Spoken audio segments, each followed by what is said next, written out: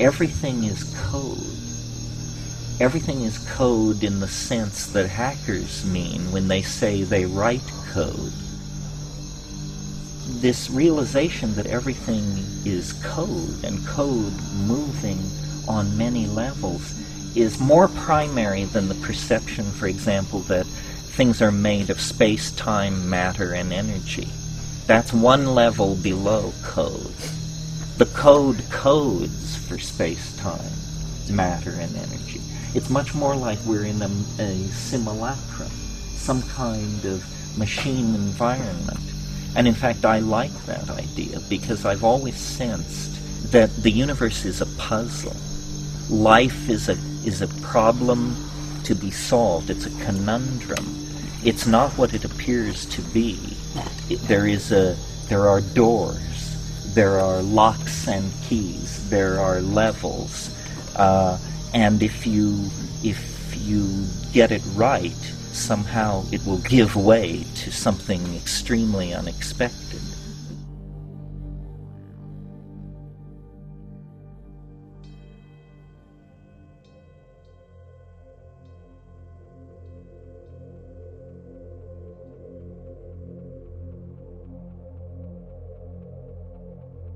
Your social programming basically is an imprint.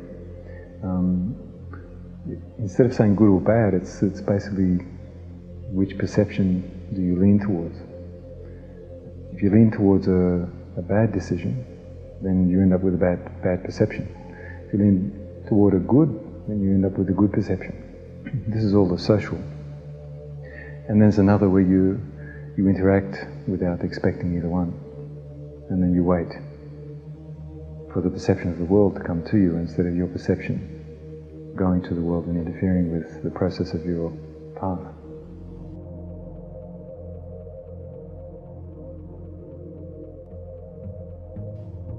Everything that I have decided and defined about myself personally, and everything outside of me, is a story. It's a total story.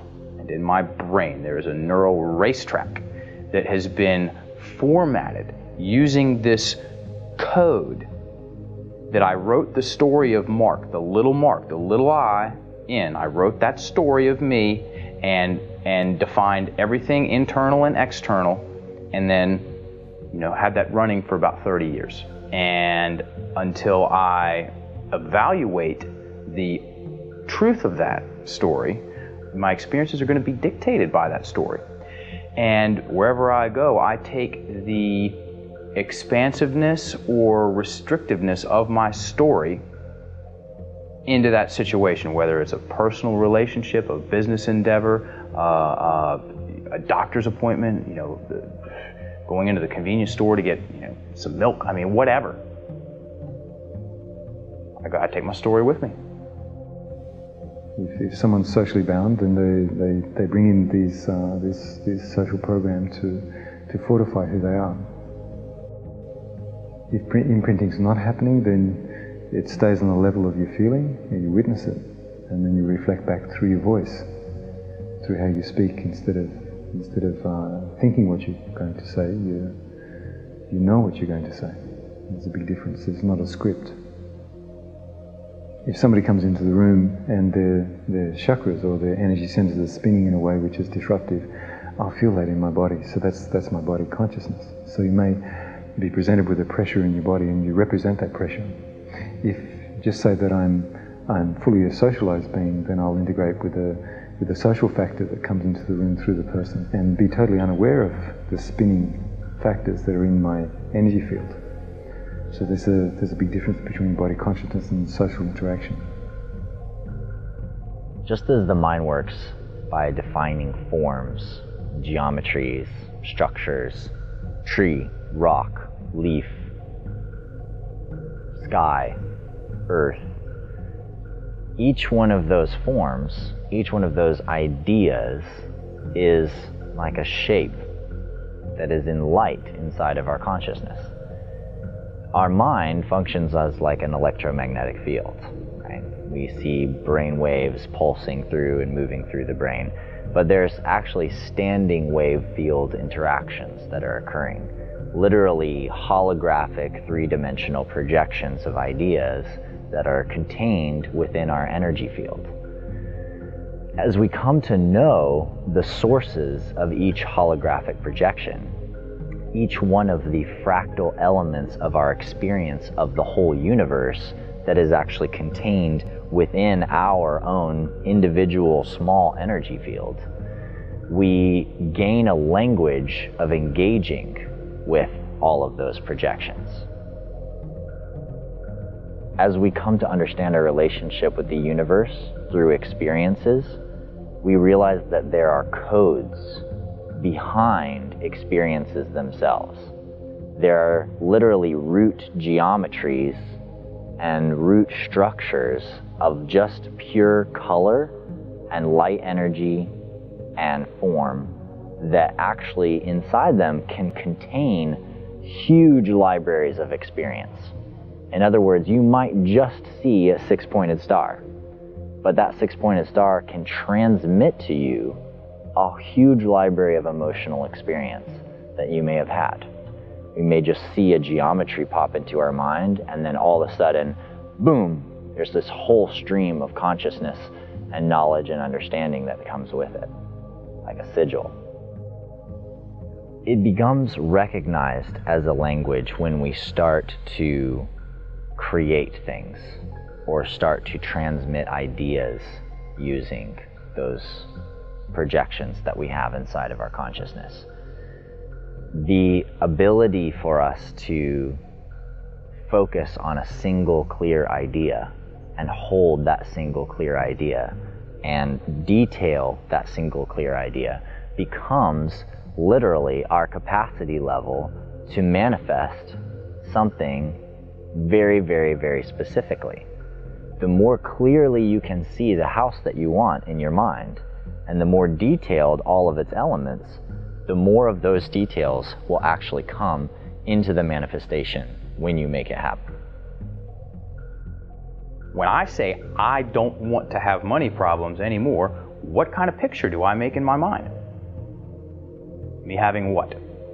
Money problems, which is going to microdose my energy with whatever vibration I consider having a money problem to be, which is going to help me manifest more what? More money problems.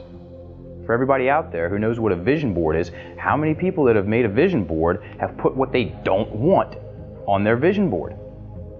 I'm still waiting to meet somebody. You know, and I ask people. I ask people in sessions. I ask people in group sessions. Raise your hand if you've ever put some of what you don't want on your vision board. Everybody looks at me like I'm insane. And I want that because I'm going to ask the next question is, why would you do that on your internal vision board? And to make it exponentially more potent, when I say I don't want to have money problems anymore, and 36 people hear me say that at one point in time or throughout the day, then those people have made 36 pictures of me with money problems. And when I realized that I am at all times enlisting people in my life to help me generate more of what I want or more of what I don't want based on how I speak, I got dedicated. I lived in a community that revolved around a fasting and detox facility. I worked there, and there were fantastic thinkers, great motivational individuals coming through with all kinds of gadgets and gizmos and detoxes and ways of healing this thing and that thing and the other thing. And one thing that I saw that always delivered the goods at a very high level was living in truth. Okay, well, great. Well, how do I speak that way? Do I want to speak about, what my dad didn't do? Is that being truthful? What he didn't do? Why would I make pictures of what my dad didn't do and then piss myself off about it and then blame him? Same thing goes for a kid. Don't fall down and hurt your knee. Or don't talk back to me. Don't be late for school. And every time I say that, they're going to make a picture of them being late for school. And so did I, and I irritate myself, and then I emotionally dump all over that little kid, after I've helped him make the picture of what I don't want him to do, and I think it's his fault. Then there's soft language, and this is the cherry on the icing on the cake. By removing soft language, it demands ownership of whatever that I am observing, whether it's some shadow aspect of myself, or a talent, or an opportunity, or whatever. Because the truth slips out through maybes and possiblies, and maybe I'm still angry at my dad. I can think that thought for a long time and pretty much stay in that maybe-ish kind of energy. By taking the soft language out, I am the owner of that in a way, as opposed to it owning me. And just as far as my professional practice goes, I'd say minimum 98% of the time that someone's using soft language to describe something, they take the soft language out and it's the truth. Yeah.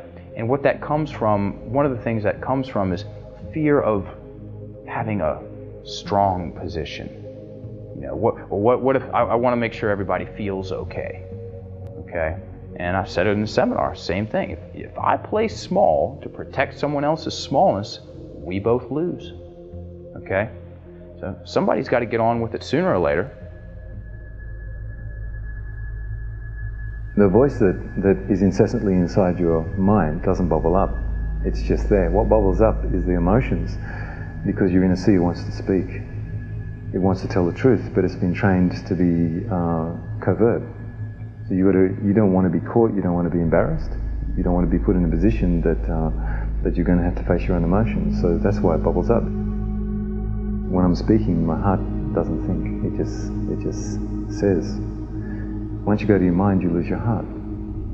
And many people bring their mind into the heart space as their confusion. And then your mind and your heart are caught in the same dilemma. You do need your thoughts to plan what you're going to do. You make your plans, but once you make your plans, or you teach somebody in your business to do what they need to do, it becomes a routine. So then it's easy to turn it off. Having creative realizations and putting your energy into what you really love is more powerful than thoughts. So when you just listen to your own voice as you speak, and you don't think about it, then there's only the truth of the moment, and then you begin to learn about the truth of your moments, instead of living the scripted moment which you're trying to organize to define yourself. There was a point in our childhood where we were forced not to be silent, not to be truthful, not to be absolutely forthcoming. And once that happened, then the child starts to speak to themselves and starts to mimic the program which is given to them, instead of you know how children are, they're very straightforward, tell you what they see, and then they're punished to the point where they don't want to tell you what they're seeing anymore, so they make a promise to themselves that they just don't want to see it anymore because it's too painful. Their truth is too painful, their heart is too painful. So then they go to the social program, and everybody's happy about being programmed, and you get forced into a very, very strange corner that you can't get out of.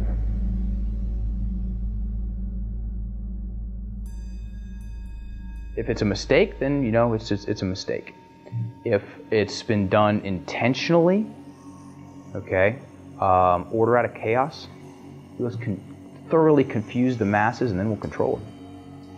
And if somebody or a group of somebodies got together and they thought up a code, a language that would completely and utterly disempower people, confuse them to no end, and to get them to make a bunch of pictures of what they don't want, which will further pollute their energy field and over time really trash their physical body,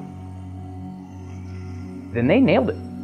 They totally nailed it. My Ayurvedic doctor used to say that the English language, used the way it is by the common person, is a slave language. And now I get it, because it turns us into internal prisoners. Internal prisoners. And that's the sneakiest sort, because I look like I'm free. Especially to the ego mindset that only knows that single position, because that single position has only run one kind of code. We have gone sick by following a path of untrammeled rationalism, male dominance, attention to the visible surface of things, practicality, bottom lineism. We have gone very, very sick. And the body politic, like any body, when it feels itself to be sick, it begins to produce antibodies or strategies for overcoming the condition of dis-ease. And the 20th century is an enormous effort at self-healing. The society is trying to cure itself by an archaic revival, by a reversion to archaic values. And when you tease apart these archaic impulses, at the very center of all these impulses is the desire to return to a world of magical empowerment of feeling. That's what the world is. The world is not an unsolved problem for scientists or sociologists. The world is a living mystery. Our birth, our death, our being in the moment, these are mysteries. They are doorways opening on to unimaginable vistas of self-exploration, empowerment, and hope.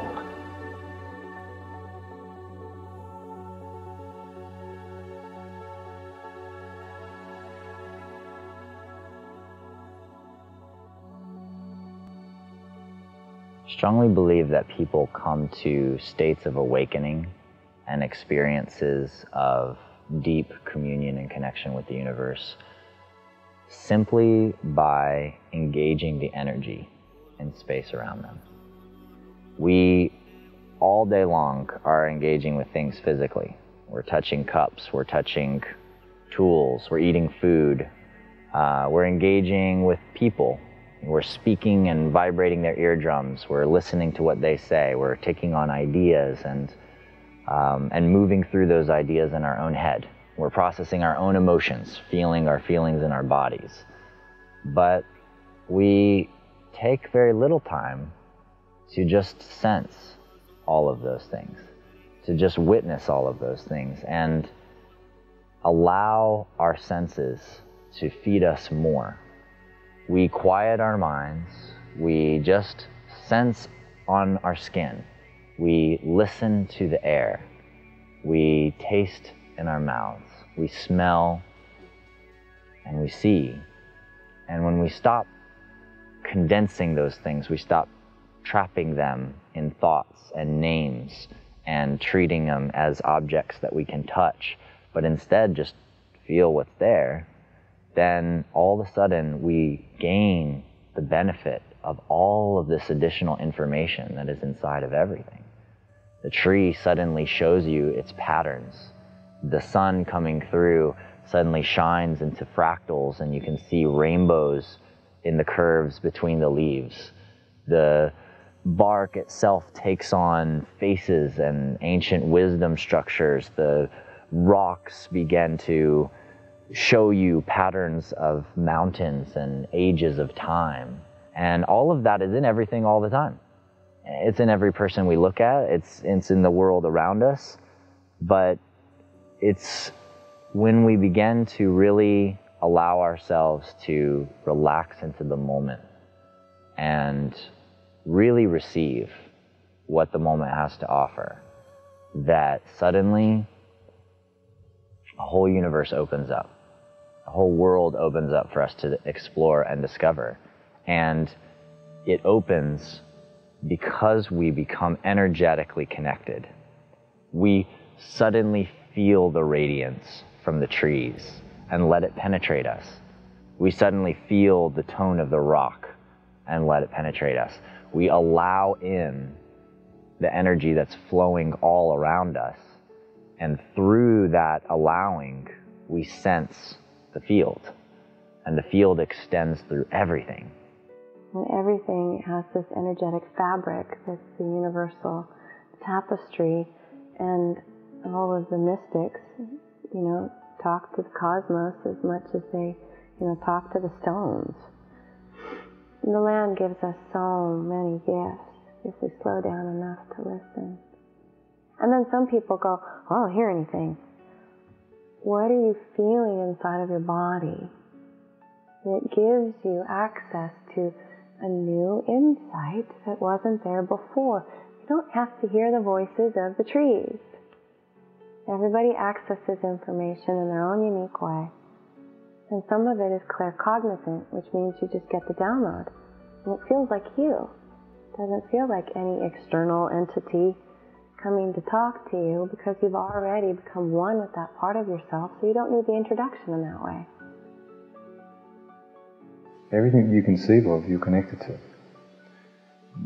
It's a little bit funny to say that that's not part of you or part of me, because it is. Everybody underestimates themselves because you are part of everything.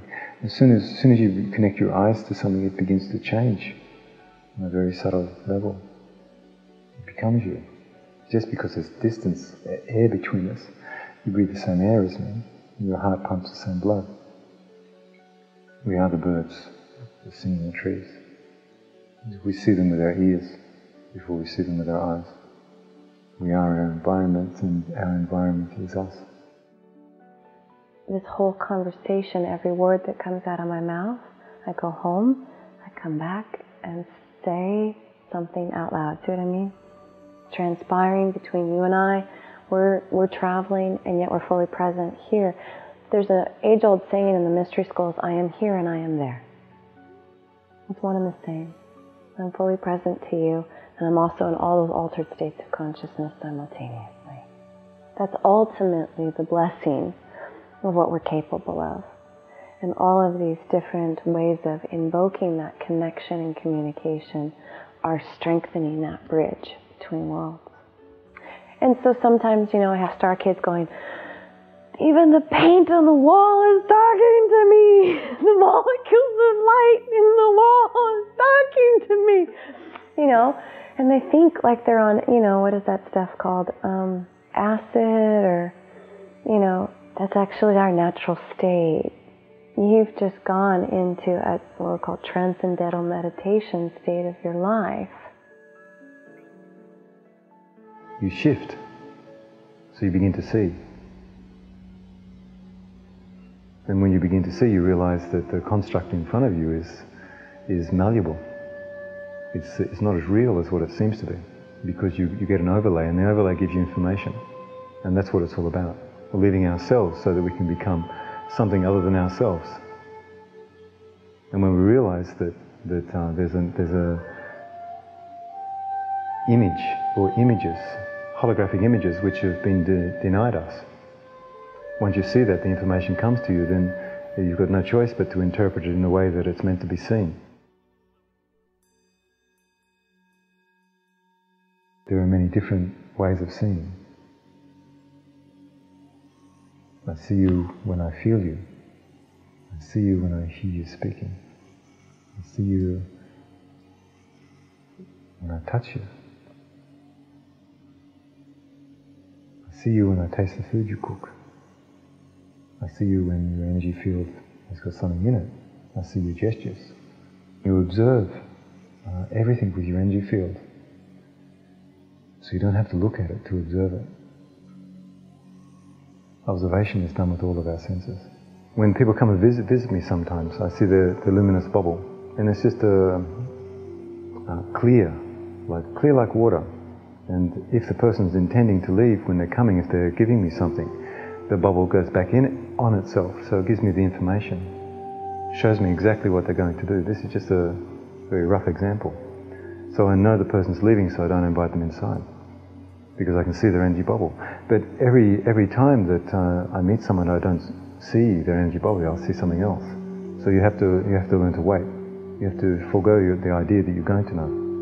And you can't really know anything if you decide you're going to know something, because then you've scripted yourself to actually see what you want to see, instead of seeing what you're meant to see. And if you think it should be a certain way, then you'll just see the world the way it normally is. When you see it, it's different. And to do that, you have to be empty inside yourself.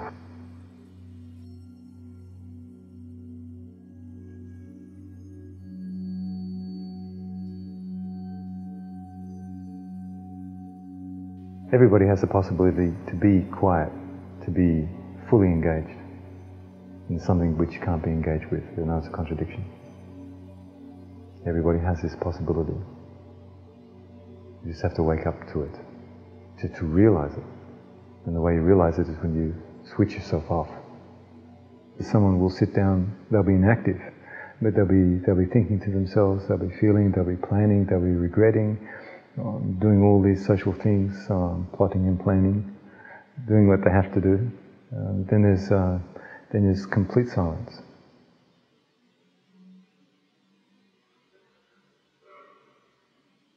So, you just gave an example.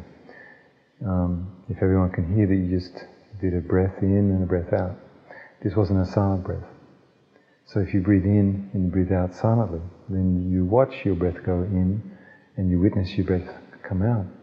So you command your eyes to go in quietly and go out quietly. So your senses are following something that can't be heard. So that's silent. So if you don't listen and you watch your breath, then your internal dialogue switches off. If you listen to the breath and you huff and puff and blow someone's house down, the pig will get cranky.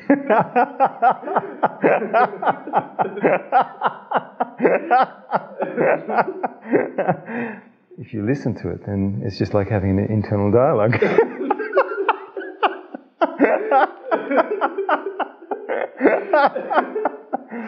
And yeah, so there's a shock to your body. That's pure silence. So you're laughing about something so ridiculous, and it's really funny. So that's just witnessing your body consciousness in terms of your silence. You can be silent and absolutely blissful at the same time. So then you're totally engaged in a level of feeling, and there's nothing else there. There's no thought but the joy of just being in the room. And can you feel it? What's in the air? Yeah. This is what we've all forgot. What's in the room at the moment. And your social self can't survive with this amount of silence in the room. We're changing, and we're changing really rapidly. And just take you back to your own experience. Your change is so rapid. The silence that you've experienced is so profound that you're actually saying, well, I don't want to lose this. When I leave, you won't lose it. And you're wondering, where was it before you got here? And that's the change that's going on. People are realizing, you crying. Yeah. You're remembering yourself, that's it. But he's crying because his application to life has been opposite to what he's realizing. So the seer inside cries.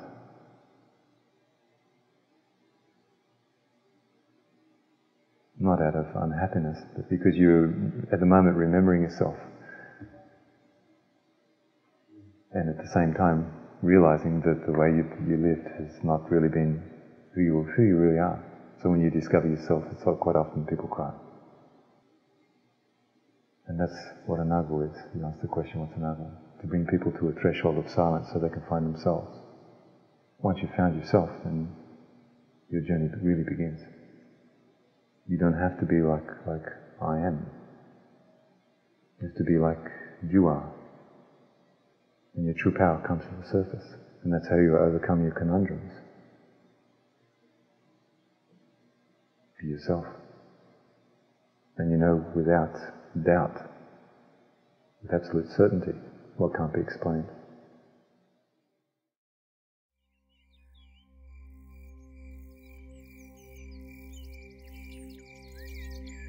Nobody understands what is happening. Not Buddhists, not Christians, not government scientists. No one understands what is happening. So forget ideologies. They betray, they limit, they lead astray. Just deal with the raw data and trust yourself. Nobody is smarter than you are. And what if they are? What good is their understanding doing you? Inform yourself. What does inform yourself mean? It means A, transcend and mistrust ideology. Go for direct experience. What do you think when you face the waterfall? What do you think when you have sex? What do you think when you take psilocybin? Everything else is unconfirmable rumor, useless, probably lies. So liberate yourself from the illusion of culture. Take responsibility for what you think and what you do.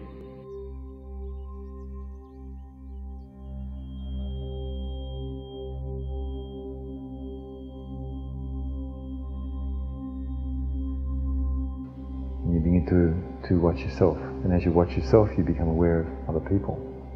And as you become aware of other people, you begin to be totally absorbed in what really needs to happen.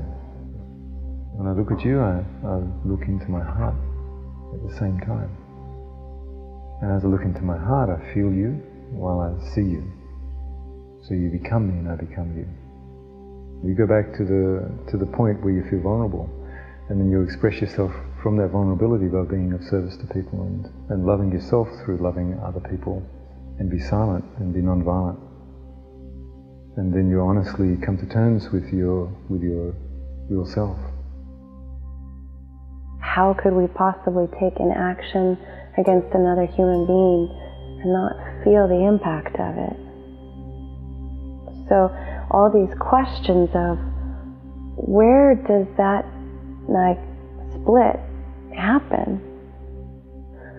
When a being loses the connection to their source consciousness in their body, then they forget how to be in respect with their relations. And the greatest challenge here is the forgetting. And that the point was to bring tools and resources, initiations, what you call medicine, to help us remember who we are, who I am, who you are, so that those atrocities that have transpired for thousands of years can go out of style. You know, it's like, why would you ever take an action against yourself if you actually remembered that I am you in Lakesh? Just imagine Jesus is on the cross and he says, "Oh my God, why do you forsake me?" These words have separated you from your own identity. You identify with the power beyond you instead of the power within you. So these words are crucial to create separation, and the idea that we're less than what we are and something else has ultimate control over our destiny, this is not true. We have ultimate control over our destiny. We are our hearts. The Aramaic language has a different understanding to the way it's being interpreted. And even when it was interpreted into Aramaic, how do you know that's what was said? Now, just say he was on the cross, and instead of saying, "Oh my God, why do you forsake me? Oh my Father," didn't he really say, "Oh my beloved, why do you forsake me?" When he said, "Oh my beloved, why do you forsake me?" he was saying, "Oh my heart of hearts, the heart of another crucifies me. Why does another heart harm me? My heart is in with you, and your heart is within me, my heart of hearts. Oh my beloved, why do you forsake me? Oh my heart, why do you injure me?" That's the truth. Then we become connected to the most profound union there is, our hearts, in what we do to each other. So when you crucify someone, or you crucified yourself, you understand that the heart of another is totally misunderstood, that you are inside of me and I am inside of you.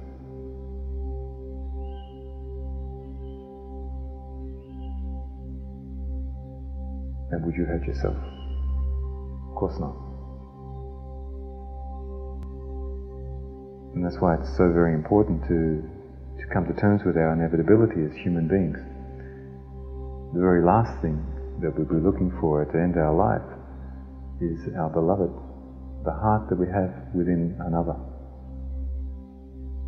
If we can't find that heart, then we die alone. So So we best live with the idea of our inevitability and cultivate this preciousness.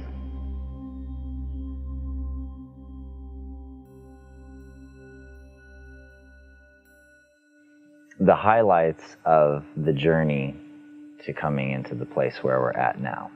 I will not say the place where we're at now. I will say the place where we have been, and that we are learning how to shift from.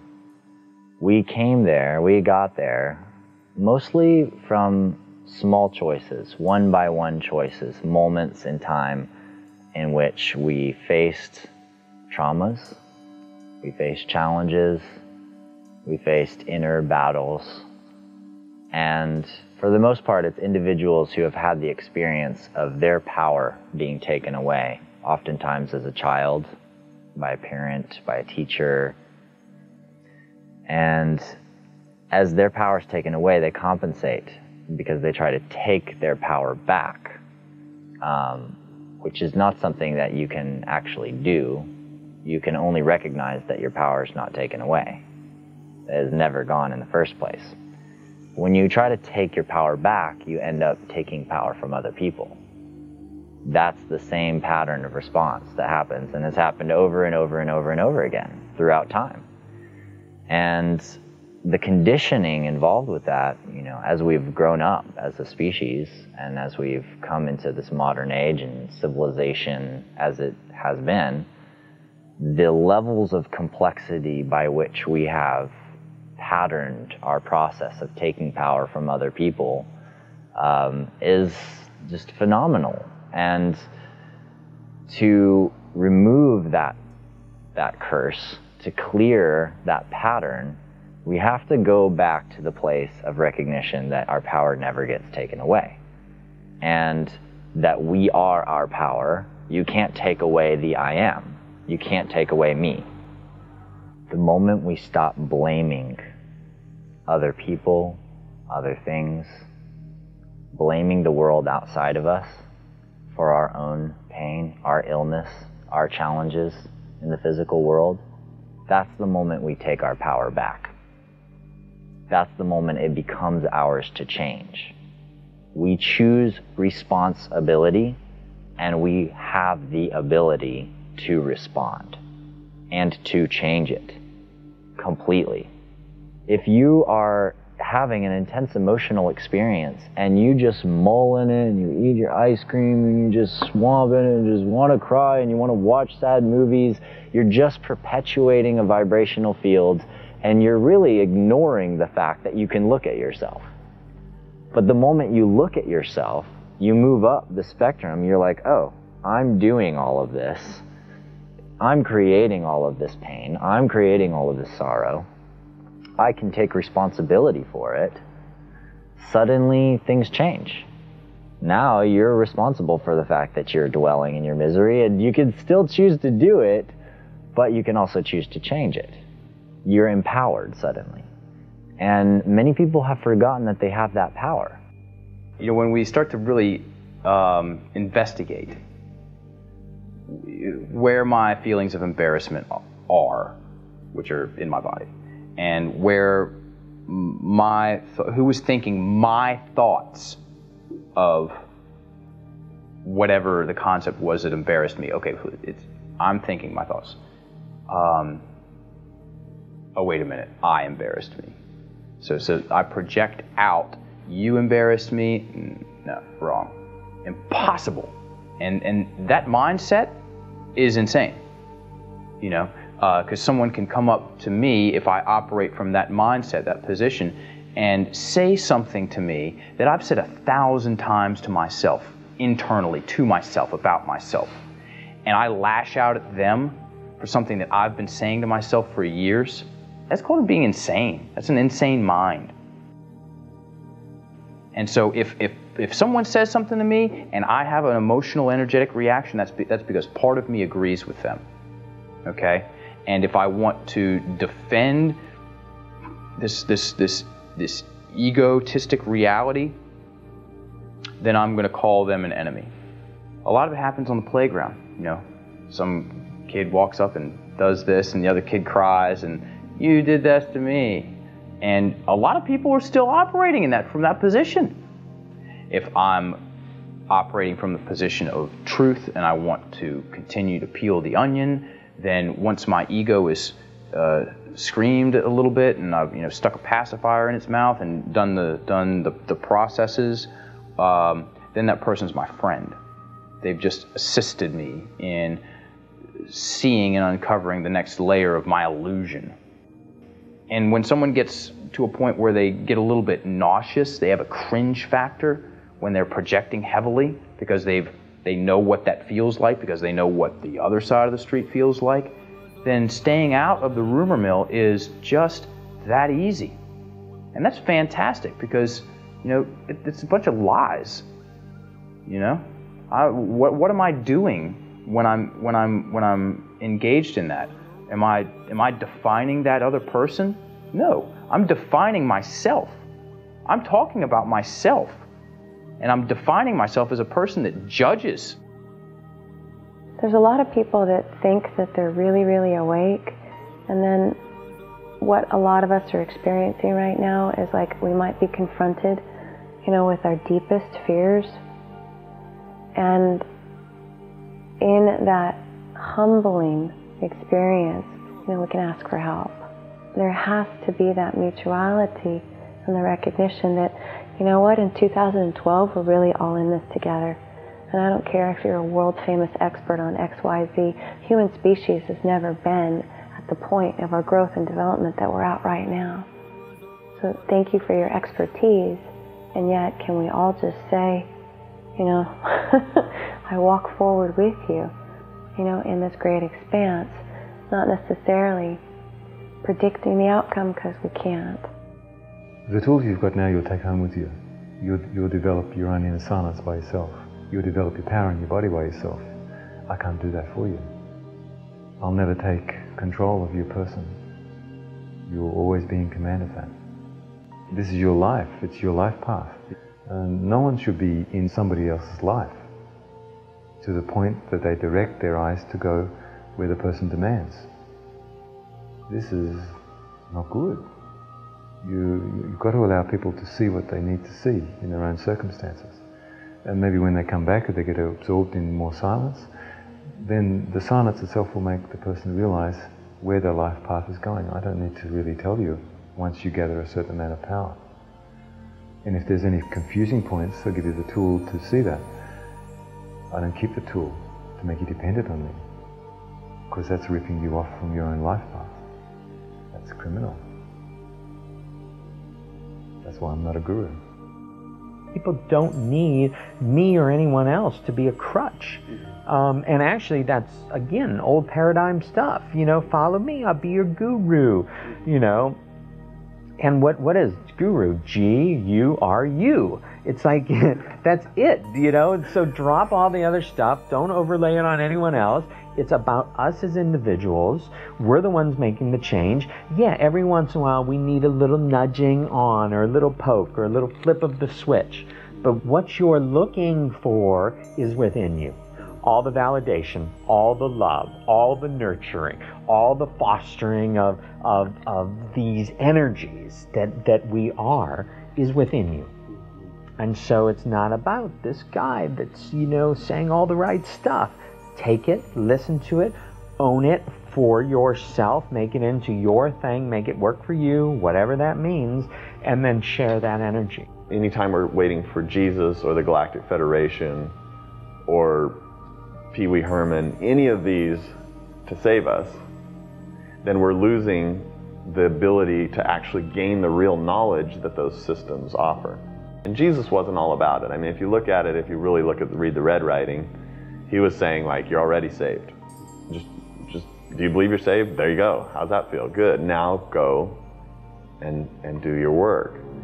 And all of the great mystics have given this message that you're already saved, you're already here, so now get back to the business of living with the idea that you're saved. You take responsibility for your circumstances,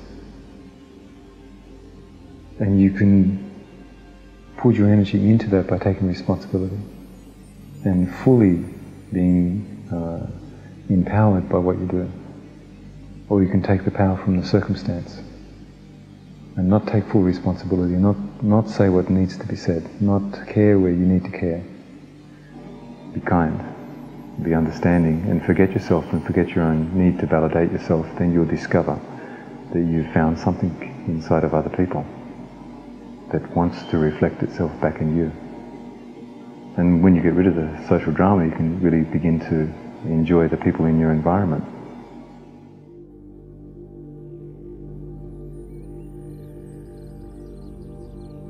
When someone gets clear about how they want to feel, that's the stepping stone. And the past is what it was. How you feel about the past is what you are now. Okay? And that position, that concept, that belief system, if I'm thinking back 20 years to something and I'm feeling now, then that's now. And so what do I want to do about the now? If I change how I feel about that now, we can change our definition about what that was and what we were back then and what those people were doing to us, which was actually what they were doing to themselves, and change our whole psychological position on it. Okay? And have a better story. Because this whole thing's a story. All of it, the whole thing. It's one big story. And if we're going to be in a big story like that, and we're writing the story as we go, then let's see how great of a story we can have. Our relationships aren't just, me and my significant other and my sacred union partner, or me and my family, and me and my friends, and me and acquaintances. It's me and my world. It's how I relate. Okay, so relationship is what is your relationship to your world, to your reality, to your experience. And so for us, it's all about looking inside and just really kind of stopping all the other stuff and saying, okay, what else is going on in there? And what are my belief systems? My belief systems are up here. They create my reality, validating my belief systems, taking us back to belief systems. You shift any little aspect of a belief system, your experience of reality is going to back up that belief system. So you all of a sudden shift from I'm not deserving to I am deserving. Everything's going to change. So whenever something happens that isn't validating for me, or validating in a negative way, or creates what I call a less than comfortable experience, which is a constriction or a, ooh, that was odd, whatever that is kind of experience, I want to spend some time in there, seeing where that comes from and what belief system is that. It all comes down to our personal relationship with reality. What we put out, we get back. It's all this balance. The whole monetary system, the political system, it's all based on that. And so as long as we're looking for an escape, then we will also be enslaved. You can't escape if you're not enslaved. And if we're looking for someone to save us, then we're going to prove that we need to be saved, that we're incapable of remedy on our own. You return home and release the sphere of the rolling mirror. You come into clarity in yourself. And that clarity reveals to all of us what we are responsible for. And at different levels, we recognize the vast nature of that responsibility.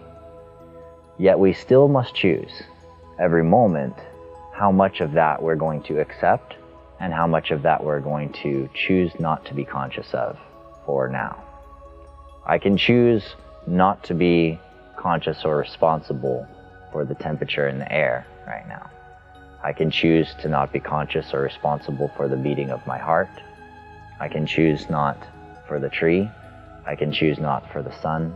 I can choose not for the galaxy. I can choose not for all of humanity. And choose not to be responsible for all that humankind is going through. That is my choice. And I am given that choice. And that is free will. And it's beautiful. It's beautiful that I can choose to be small. But it is also beautiful when I choose to be large.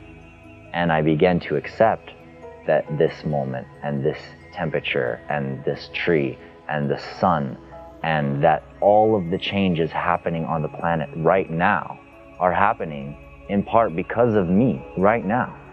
And it's not ego. It's not, I'm the dude, you know, I'm God, I'm the like avatar, you know, like the whole planet's counting on me. It's not about that. It's about me recognizing that the potency exists inside of me to help everyone shift into a place of greater awareness and consciousness. And all I have to do is choose to embody all of that and shift it in myself. And I can help so many people in vast and incredible ways. And we must do that with each other. We must bring each other into that space of responsibility. Because we need rest too. We need time while we're on this physical plane to be unconscious, to let the awareness and the responsibility fade. In some spiritual traditions, they refer to impeccability as gnosis, direct knowing, not that which I believe, that which I have remembered and know in my heart of hearts. Impeccability is also embodiment. Now that I have this knowingness, now that I have this remembrance, in each and every moment, what is my choice of how I'm going to express this divine truth in my actions, in my choices, in my behaviors, and in my words. From the near-death experience perspective, it's called the life review. And you witness the impact of every choice and every decision that you've ever had. And knowing that what you create in that reflection is felt 100%, no gap whatsoever. The impeccability of the golden rule. You know, treating me with the respect and reverence that I would like to receive, and not having a gap in the registering.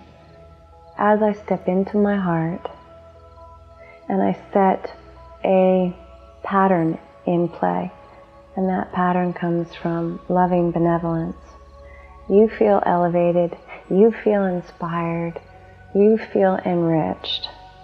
And even if I took an action that challenged you, you know, or pushed your buttons, if you could still feel that the purity of my intent was love, that at the root of every choice and decision, I was invested in your freedom and in your liberty and in your joy, as much as I was in my own, that I'm living in that impeccability of the unified field. So impeccability is linked to impact, because when you stop karma, there's no longer cause and effect, because you already get the impact. So then you don't put out a cause wave that would create something that isn't, you know, aligned with the impeccability of your heart's truth. Now that's an extremely esoteric concept. However, make it simple. In this now moment, what is the chain reaction that my presence is creating in my immediate environment? So for people, it can be as simple as, how courageous was I in that living moment? It takes courage to make a choice from love. And it's just kind of like, does it feel good? Have you left an interaction leaving a positive feeling? Or, you know, have I slipped back into, you know, some old program or some old conditioning or some old ancestral habituation, basically, that's just like passing on, you know, the garbage rather than being my authentic self. So where people have, you know, those schisms, it's where they're not in impeccable right relationship with themselves, and then they just play out, you know, that dynamic with another. If there's nothing really to put your heart to, then you watch what the circumstance brings you, and you view exactly what's going on, and you'll be directed whether it's appropriate to put your integrity there or to watch with your integrity intact. So it's you just watch the play in front of you, and either withdraw softly or participate appropriately. Either way, it's a participation. Watching something from your own integrity changes the event just through the observance of it. But if you watch that event without your integrity and you're fully programmed, then you don't have the same effect because it feeds into it. If you expect something and the other person doesn't have this expectation, you're actually manipulating them on the level of energy to comply. And it's like a very subtle form of violence until everyone gets into a position where everyone's playing this game. And then you begin to learn about the people that are around you. And there'll be some who'll give you without expectations, and there'll be someone who'll give to you with hidden expectations. And that's a form of violence because it's not forthcoming. It's doing everybody harm. There is a point where you can't tell and be transparent to someone that you know is really going to hurt you. But the people who really matter, you can start to be forthcoming with until it spreads to the point that there'll be a mass of people going to maybe someone that can't deal with the truth. They have to deal with it because there'll be a collective energy saying, well, don't do this because it's really not right for all of us. And then you begin to process what you really need to do, what's fundamentally right for the real circumstances, and not for the agenda behind the circumstances that have been set up. If you're transparent, you have a battle, a real battle. If you're not transparent, then you have another battle.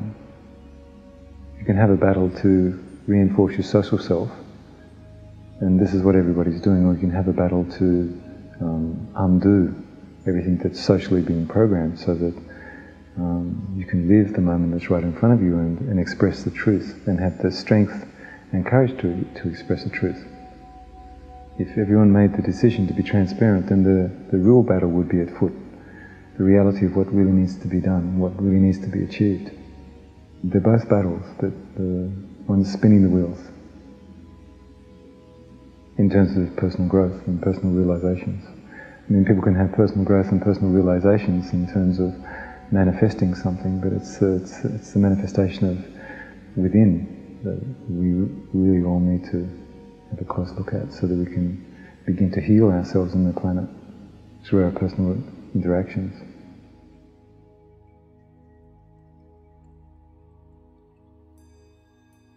An empowered individual in touch with their own existential core can do what that guy did with the 18 tanks. It was an idea that stopped the tanks, and it was an idea expressed not over state radio, not through the newspapers, but by one person taking a stand.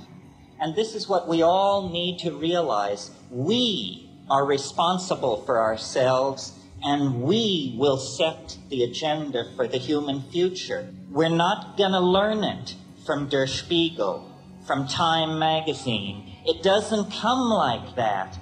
Direct experience, your opinion, your feelings, your sexuality is the only real thing in your universe. Don't transfer loyalty to ideology, to money, to party, to friends. All of these things are outside of the core of your reality, and centuries of programming have been laid on to all of us to take away the power of our own direct experience. They do not want people to take back their minds. And we're going to take back our minds soon.